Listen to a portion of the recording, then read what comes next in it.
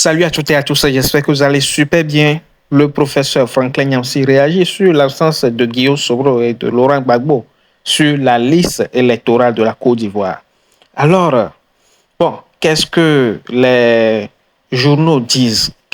Pourquoi, selon les sources officielles, pourquoi ils sont absents? Laurent Gbagbo ne figure pas sur la liste électorale de la Côte d'Ivoire en raison de sa condamnation en 2018 par la justice ivoirienne dans l'affaire citée du braquage de la BCEAO. Cette condamnation l'a privé de ses droits civils et politiques, condition essentielle pour être inscrit sur la liste électorale. Bien que le président Alassane Ouattara lui ait accordé une grâce présidentielle en 2022, cette mesure n'a pas annulé sa condamnation et n'a donc pas rétabli les droits civiques. Bon, on va s'arrêter là.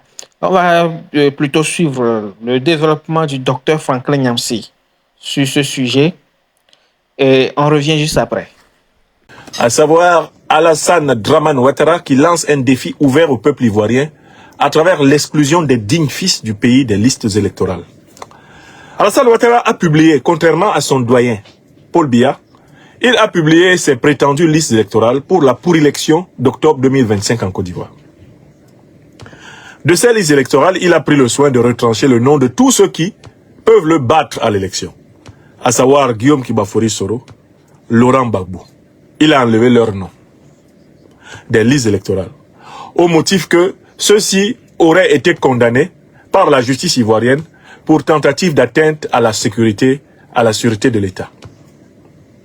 Bon, le problème en Côte d'Ivoire est que Alassane Dramane Ouattara est sous le coup d'une décision valable de la Cour africaine des droits de l'homme et des peuples. Décision concernant les présidents Guillaume Kibafori Soro et Laurent Koudou Gbagbo. Et qui disait ceci: les condamnations proférées contre Guillaume Kibafori Soro et Laurent Gbagbo pour de soi-disant déstabilisation de la Côte d'Ivoire, ces condamnations sont nulles et de nul effet sur le plan du droit.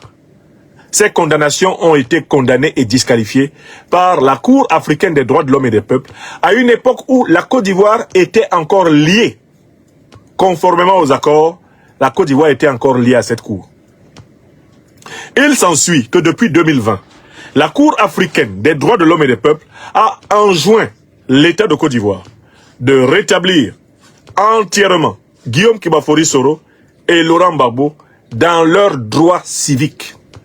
C'est-à-dire, entre autres, dans les listes électorales et dans la capacité d'être éligibles aux différentes élections de la Côte d'Ivoire. Voilà, d'un point de vue juridique, d'un point de vue judiciaire, voilà ce qu'il faut d'abord rappeler.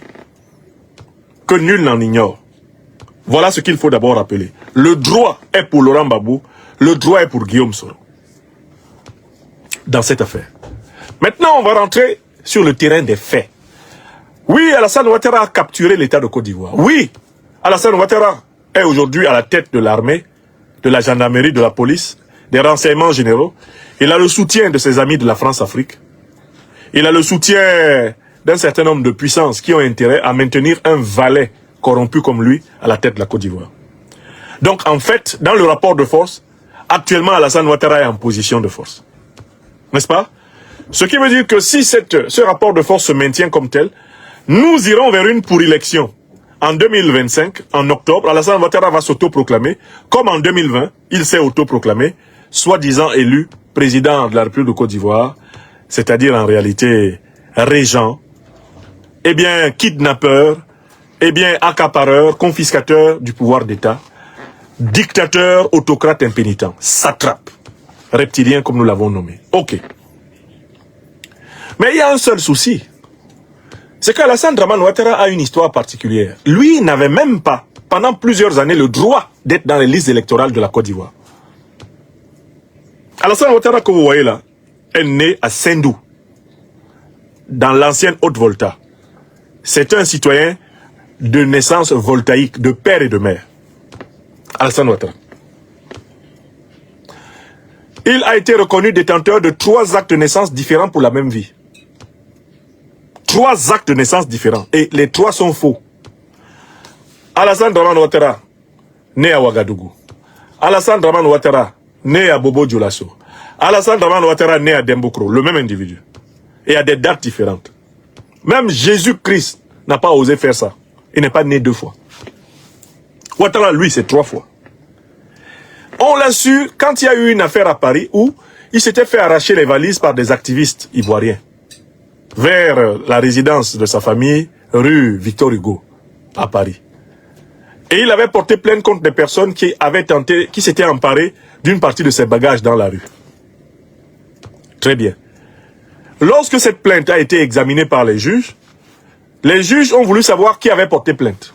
C'est alors qu'on s'est rendu compte que Alassane Dramane Ouattara, l'individu là, le même, au faciès asymétrique et à la démarche en point-virgule, Alassane Ouattara était connu de l'état civil ivoirien et international, le même individu avec la même photo. Il était connu pour avoir 3 actes de naissance différents à 3 dates. Et le quotidien Afrique Éducation à cette époque avait sorti l'article pour dire que Alassane Ouattara a été questionné par la justice française qui lui a dit lequel des 3 Ouattara que vous êtes a porté plainte. Ouattara Dia, né en 1941, Ouattara né en 1940, Ouattara né en 1944 ou bien 43, lequel des 3 Ouattara là a porté plainte? Dites-nous lequel. Quand cette question a été rapportée à Ouattara par ses avocats, ils lui ont dit, bon, patron, les Français ont fouillé pour savoir quelle est ta vraie identité. Ils sont tombés sur 3 états civils différents. Ils demandent lequel des 3 Alassane Dramane Ouattara? Celui qui est né à Dembokro, celui qui est né à Ouaga, celui qui est né à Bobo Dioulasso, lequel des 2 là, des 3, lequel a porté plainte? La réponse de Ouattara est connue, elle est célèbre.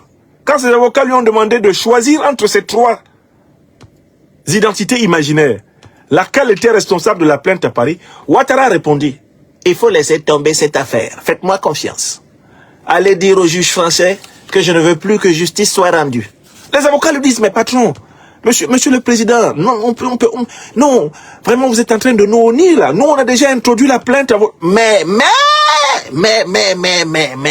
faites-moi confiance. J'ai dit, c'est moi qui avais demandé justice, ils n'ont qu'à garder valise là, ils n'ont qu'à faire ce qu'ils veulent avec. Moi je ne vais plus au tribunal à Paris. Mais ce sont des Niamarodés à Paris, hein. Ce sont des Batradés. Pourquoi ils fouillent dans mes actes de naissance? Oui, Chou.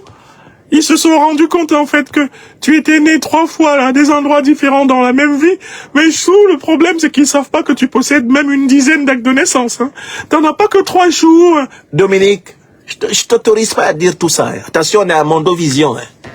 Là, on passe sur TikTok, YouTube, tout ça. Ah non. Qui te dit de dire que j'ai plus de 3 actes de naissance dans la même vie? Mais Chou, c'est la vérité. On commence à se faire vieux. Il vaut mieux qu'on dise la vérité, Chou. Ouattara Dramane que vous voyez là, c'est un OPNI, objet politique non identifié. On ne sait pas quand il est né. C'est-à-dire que c'est un individu, le jour où le peuple ivoirien va le prendre, il faut aller chercher de l'argon potassium, du carbone 14 pour le dater. Parce que la datation de Ouattara là, c'est pas clair. Il n'a pas encore été daté. Lui, on doit le dater comme on date les fossiles d'archéologie. C'est-à-dire qu'on va apporter le carbone potassium, on met ça sur ces naseaux-là, pour dater ça. On pose ça sur sa sciatique, là, on dit les endroits les plus sûrs de son corps, parce qu'on ne sait même pas quel endroit de son corps est sûr. Ce monsieur, il est cousu de faux. C'est un faux type. C'est un faux type à un niveau pas possible. Un mythomane. Mais attends, le président Gbagbo a été clair. Qui est Alassane Dramane Ouattara? Parce que parfois les Ivoiriens oublient à qui ils ont affaire. Qui est Ouattara Dramane? Président, est-ce que vous êtes là? Qui est monsieur Ouattara? Alassane Ouattara, qu'est-ce qu'il est? Président Gbagbo. Parce que vraiment, les bases du personnage doivent être connues. Qu'est-ce qu'il est, Alassane Ouattara? On monte dans le final, ouais. Notamment, Alassane Ouattara, par exemple, a dit que si vous êtes gagnant au premier tour, ce sera dû à la fraude. Ah bon? Mais Alassane Ouattara est un menteur. Voilà. Et je le répète pour vos auditeurs et pour vos téléspectateurs. Écoutez, hein. Il ne faut pas que les gens fassent attention à son esbrouf. C'est vrai. C'est parce qu'il est un menteur qu'il n'a jamais réussi à arriver au pouvoir depuis 1993. Le mot est fort, menteur. Non. Le mot n'est pas fort. Non, pas du tout. C'est ce qu'il est. Oui. C'est la description. Très bien, merci, président. Merci. C'est ce qu'il est, Ouattara. C'est un menteur. C'est le plus grand mythomane politique que la Côte d'Ivoire et l'Afrique aient jamais connu. Il ment comme il respire. Ce monsieur-là donc, est-ce que vous savez comment il s'est retrouvé finalement dans les listes électorales? En 1993, il a voulu succéder au président Félix Houphouët-Boigny en usurpant l'article 11 de la Constitution qui prévoyait que l'intérim soit assuré par le président de l'Assemblée nationale, qui s'appelait alors son Excellence Aimé-Henri Konan Bédié. Le peuple ivoirien lui a résisté. Le général Gueye, qui était le chef de l'armée, lui a résisté. Le secrétaire général du PDC-RDA, parti au pouvoir de l'époque, le ministre Laurent Dona Fologo, paix à son âme, lui a résisté. Voilà comment Ouattara a raté son premier coup d'État. Mais Alassane Ouattara a crapahuté partout dans le monde pour essayer de reprendre le pouvoir en Côte d'Ivoire. Vous savez comment Ouattara a pu se retrouver à nouveau dans une liste électorale ivoirienne? Non, quand même, il faut que vous sachiez comment. Parce qu'en 2000, il a été exclu des listes électorales ivoiriennes. Il a été exclu de l'élection présidentielle ivoirienne pour nationalité douteuse. Et on parlait même de vagabondage de nationalité. Tout ça, c'est pas parce qu'il est d'origine burkinabé, hein, mais c'est parce qu'il n'a jamais dit la vérité. Si Alassane Ouattara avait reconnu qu'il était voltaïque d'origine, il n'y aurait pas eu de problème avec Alassane Ouattara en Côte d'Ivoire. Il aurait pu participer à l'élection présidentielle ivoirienne s'il n'avait pas menti. Mais c'est parce qu'il a commencé à mentir qu'il a dit qu'il avait passé son enfance à Dembokro, que lui, il savait parler baoulé. On dit, mais il faut parler, on va voir. Quand il essaie de parler baoulé, c'est le moré qui sort de sa bouche. On dit, Ouattara, ça c'est quel baoulé que tu parles? Tu as grandi dans quel Dembokro? Avec qui? Qui sont tes camarades d'école? CP, tu étais avec qui? Cite leur nom. Mais ils sont tous morts. Ouattara, bon, ok. C'est un. Tu dis que tu as fait l'école primaire à Dembokro. Cite au moins tes camarades jusqu'au CM2. Ouattara, ils sont tous morts. Alors. C'est un gros menteur. Donc en 2000, on ne l'a pas accepté. C'est pas parce qu'on était forcément en réalité contre le fait qu'un Ivoirien d'origine étrangère soit à l'élection présidentielle. C'est parce que lui, là, c'est un menteur. S'il avait été véridique envers les Ivoiriens, il n'y aurait pas eu de problème. Mais il a tellement menti que plus personne ne lui faisait confiance. Voilà comment en 2000, il ne peut pas être électeur. Il ne pouvait même pas être élu chef de classe en Côte d'Ivoire. Il ne pouvait même pas être élu chef d'un village. Il ne pouvait même pas être élu, mais je dis, il ne pouvait même pas être élu conseiller municipal en Côte d'Ivoire. Le monsieur que vous voyez là, Ouattara. Il y a deux hommes, je dis bien deux, avec leurs organisations, qui ont œuvré pour que Ouattara devienne électeur en Côte d'Ivoire et pour que Ouattara devienne candidat à l'élection présidentielle.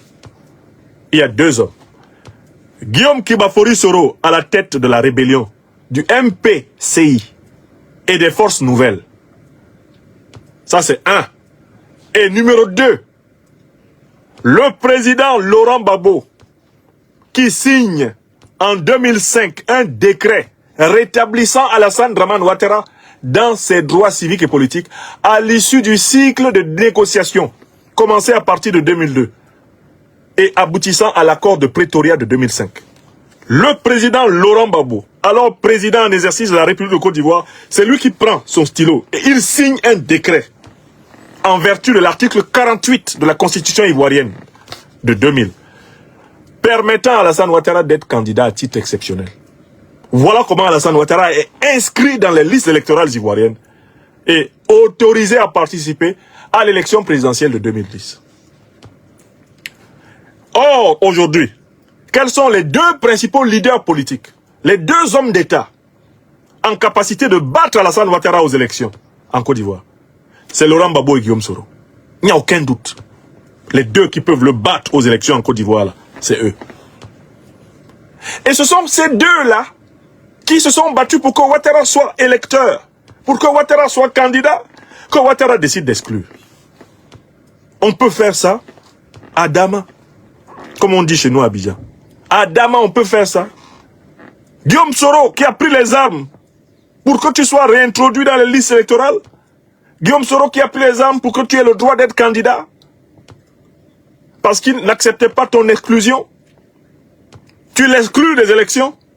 Tu l'exclus de son pays, tu le contrains à l'exil. Laurent Gbagbo, qui malgré toutes les préventions, malgré tout le mal que tu avais déjà fait à la Côte d'Ivoire, a eu pitié de toi, a pris son stylo, a signé le décret de 2005, te rétablissant dans tes droits civiques et politiques. Tu oses aujourd'hui en 2025 te tenir devant Gbagbo et envoyer des individus complètement méphistophéliques et méphitiques, comme Koulibaly Kouibière, comme Amadou Koulibaly le Petit, alias Michelin Bibendum. Tu oses les envoyer dire que Guillaume Soro et Laurent Gbagbo n'ont pas leur place dans les listes électorales de leur pays, qui n'ont pas le droit de participer à la mère des élections du pays. Les deux hommes qui ont tout fait pour que toi tu sois électeur et éligible en Côte d'Ivoire, ce sont ces deux-là que tu enlèves de la liste électorale.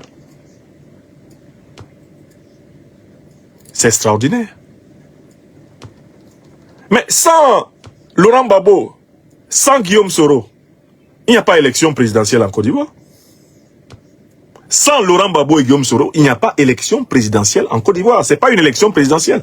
C'est une pour-élection. Parce que Guillaume Soro et Laurent Gbagbo, à la tête de leur mouvement politique respectif, le GPS et le PPACI ont la capacité de peser dans le contrôle des listes électorales qui viennent de sortir et la capacité de peser dans le pays. Mais cette capacité de peser dans la liste électorale, de peser sur l'organe électoral, de peser dans le pays, je tiens à dire qu'elle ne pourra pas être utilisée après l'élection. Elle doit être utilisée dès maintenant, avant l'élection. En Côte d'Ivoire, comme au Cameroun, c'est la révolution et la mobilisation du peuple qui va rendre possible l'organisation d'une véritable élection présidentielle. Il n'y a pas d'élection présidentielle dans les conditions de la CEI de Ouattara. Ce que la CEI de Ouattara est en train d'organiser, c'est une pour-élection. Exactement comme le machin que l'ECAM est en train d'organiser au Cameroun. Donc, le défi qui est lancé au peuple ivoirien, c'est le défi de la mobilisation pour mettre fin à l'imposture de Ouattara. Mathématiquement, les forces politiques rassemblées autour des présidents Laurent Gbagbo et Guillaume Soro sont des forces politiques supérieures à celles d'Alassane Dramane Ouattara et tous ses alliés. Je recommence. Mathématiquement, les forces politiques rassemblées autour des présidents Guillaume Kibafori Soro et Laurent Gbagbo sont supérieures aux forces politiques rassemblées autour d'Alassane Dramane Ouattara. Il ne m'a pas échappé qu'une certaine opposition rassemblée autour du thème mythomaniaque de l'alternance par les urnes, rassemblant actuellement l'ancienne première dame, notre aînée, Madame Gbagbo, le newcomer de la politique ivoirienne, Tidiane Thiam, l'homme qui a peur d'avoir des serpents dans son pantalon et qui lui-même est menacé d'exclusion de l'élection. Cette coalition de l'opposition, qui en réalité voudrait négocier le partage du pouvoir avec Alassane Dramane Ouattara, elle ne pèse pas. Même quand vous l'additionnez à Ouattara Dramane, elle ne pèse pas la coalition de l'opposition qui devrait se lever entre Génération et Peuple Solidaire et le PPAC. Guillaume Kibafori Soro et Laurent Gbagbo représentent pratiquement 80% des Ivoiriens. Les deux. Guillaume Kibafori Soro et Laurent Gbagbo représentent pratiquement 80% des Ivoiriens. Les deux.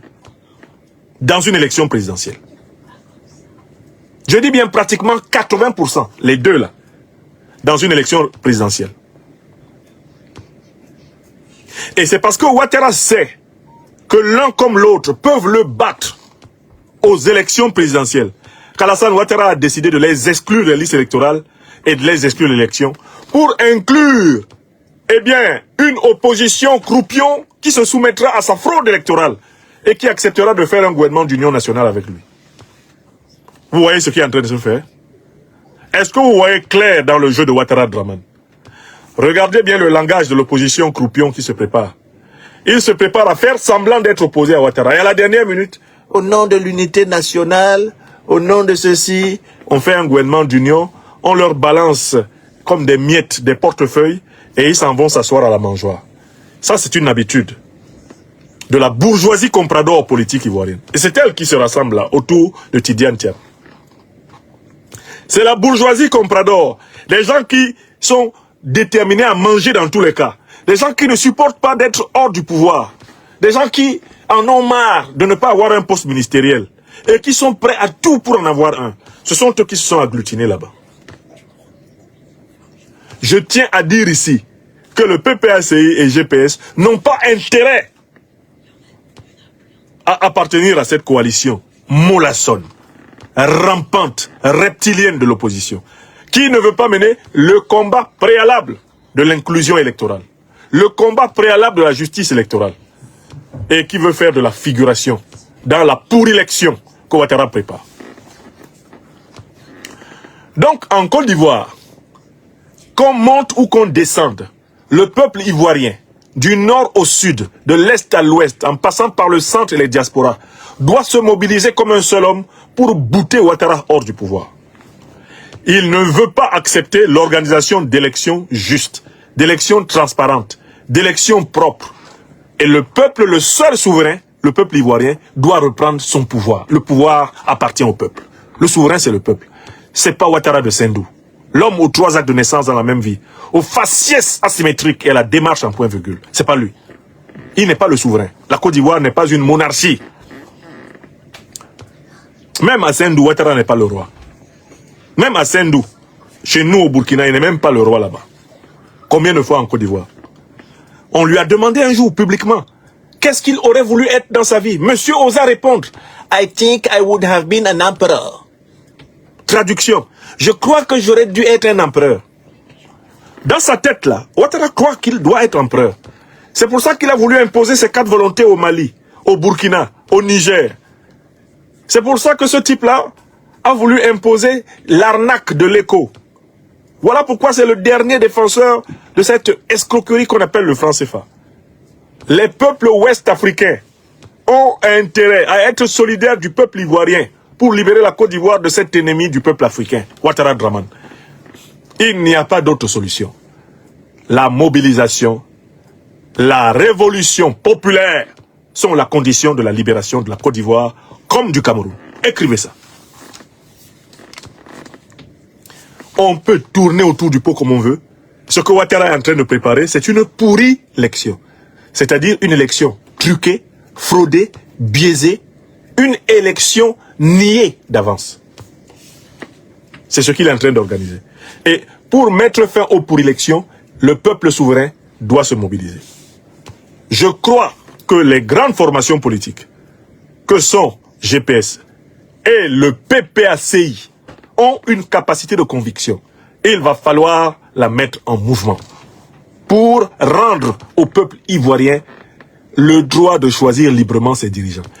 C'est inacceptable que quelqu'un qui pendant plus de 30 ans a été exclu des listes électorales, exclu de l'éligibilité aux élections en Côte d'Ivoire, vienne exclure ceux-là même qui l'ont inclus. C'est inacceptable. Nous ne l'accepterons pas. Nous ne l'accepterons pas au Cameroun, nous ne l'accepterons pas en Côte d'Ivoire.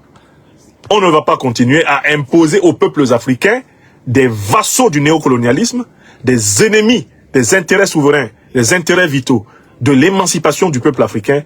C'est terminé. Sur le plan géopolitique international, ce monsieur Ouattara est en très mauvaise situation. Il comptait sur le triomphe de l'administration Biden. Il pensait qu'aux États-Unis, Kamala Harris allait prendre le pouvoir. Il a misé à fond dans la campagne présidentielle américaine sur Kamala Harris.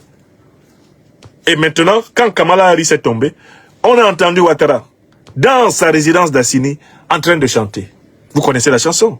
Kasongo yeye, mobali nangai, Kasongo mbona weo, songa libala mbo yeye, Kasongo mbona weo, mobali nangai. On a entendu Ouattara en train de chanter ça. Quand ses espoirs aux États-Unis se sont effondrés, et qu'est arrivé Donald Trump, l'homme qui ne fait de cadeaux à personne, l'homme qui c'est un impérialiste américain décomplexé. Alassane Ouattara ne sait plus quoi faire. habitué à mentir, il s'est mis à dire aux gens à Abidjan, mais Trump c'est un ami, mais Donald c'est un ami personnel. Vous savez, sa fortune à un Dominique, oui chou, mais c'est moi qui lui ai donné des conseils pour développer sa fortune. Vous savez, Donald venait me voir, je lui donnais $200, $20 pour manger. Oui, quand j'étais à New York, Alassane Ouattara c'est un menteur. Vous savez que parfois, il y a des soirées où il invite tous ses collaborateurs pour une séance de mensonges. C'est-à-dire qu'eux-mêmes, ils vont là-bas, commencent à écouter les contes du village, le soir, autour du feu. C'est-à-dire que les collaborateurs de Ouattara vont à sa résidence, s'assoient autour de lui. En général, il est assis dans un boubou blanc. Vous savez, Ouattara, il aime singer la pureté. Boubou blanc, c'est le jour où il va mentir. Quand ce monsieur-là est en blanc, faut faire attention. Il commence. Mais n'ayez pas peur, hein, Dominique. Tu te souviens, Donald, il venait à la maison quand j'étais à New York. Mais je le nourrissais, Donald. Mais dis donc, il a de l'appétit. Hein. Ah là là là là là là. Mais les gens ne savent pas que Donald et moi, on s'entend. Non. Pourtant, il était dans la campagne de Kamala. Vous avez vu comment il s'est positionné en Ukraine. Il a soutenu Zelensky. Voilà Zelensky qui chante Kassongo. Vous avez vu comment il s'est accroché à Macron. Voici Macron en France en difficulté, qui chante Kassongo. Ouattara, il compte sur quoi? Il comptait sur Macron, il comptait sur le Zelensky, il comptait sur Biden et Kamala Harris. Macron est en situation de faiblesse en France. Trump a renversé les amis démocrates de Ouattara Draman, qui n'a pratiquement plus d'entrée aux États-Unis. Ouattara, il compte sur qui? Il compte sur la désorganisation et la division des Ivoiriens. Il compte sur la démobilisation des Ivoiriens. Il compte sur la peur des Ivoiriens. Or, le peuple de Côte d'Ivoire a une opportunité extraordinaire à chaque instant à partir de maintenant pour reprendre tous ses droits. Alassane Ouattara ne peut pas vaincre ce peuple. Mieux encore, Alassane Ouattara est dans la pire période de son histoire ouest-africaine, puisqu'il s'est mis à dos tous les peuples ouest-africains et africains. C'est l'homme politique le plus détesté de tout le continent africain, Alassane Ouattara. C'est l'homme politique le plus détesté de tout le continent africain. Il est détesté dans son pays natal, le Burkina. Détesté royalement. Il est détesté au Mali. Détesté. Toutes les opinions africaines le détestent. Même en Afrique anglophone, on le déteste. Tellement sa génuflexion, son esprit de valet sont légendaires. Donc Alassane Ouattara est au plus mal. Il faut s'organiser pour rendre le pouvoir au peuple ivoirien. Alassane Ouattara est au plus mal. Il faut s'organiser en Côte d'Ivoire pour rendre le pouvoir au peuple ivoirien. Il ne faut pas espérer que Ouattara soit habité par l'ange du bien, qu'Alassane Ouattara veuille que se tienne une élection transparente, juste, démocratique en Côte d'Ivoire. C'est un vœu pieux, ça n'aura jamais lieu. Là où Ouattara est, le mensonge règne. Voilà pourquoi il faut qu'il ne soit plus au pouvoir pour qu'il y ait des élections en Côte d'Ivoire. C'est ce que j'ai dit. Merci, mesdames et messieurs, d'avoir suivi cette vidéo jusqu'à la fin. Alors, que pensez-vous du développement de l'opinion du docteur des preuves, Franklin Nyamsi, sur l'absence des deux têtes sur la liste électorale? Vraiment, c'est ça la politique. Alors, mettez vos avis en commentaire, qu'on va en discuter. Et si vous êtes nouveau ou nouvelle sur la chaîne, n'oubliez pas de vous abonner et allez aussi sur la chaîne. Il y a d'autres vidéos à découvrir là-bas, des vidéos très intéressantes. Aussi, n'oubliez pas d'activer la cloche de notification. Alors, on se catch, never give up. Boulamada.